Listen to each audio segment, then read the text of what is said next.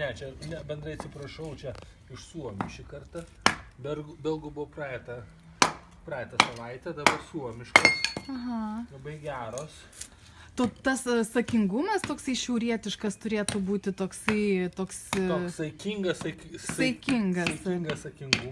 Saikingas saikingumas. Kaip vat paryškina, jeigu vat, žiūrint, aišku, ką kepi, aišku, ką darai.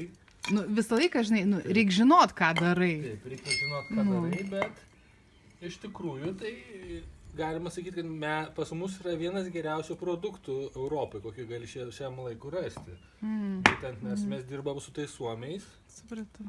Tai suomiai, reiškias, jie, žinokit, niekados dar nepavedė, reiškias, nebuvo nei vienos partijos ar kažkas ne taip, kaip būna ten, kad grąžinti reikia. Kad nesudegtų, ne? Kad nesudegtų ir klientai visi, žinokit, labai geriausi restoranai iš mūsų įmonės, reiškias.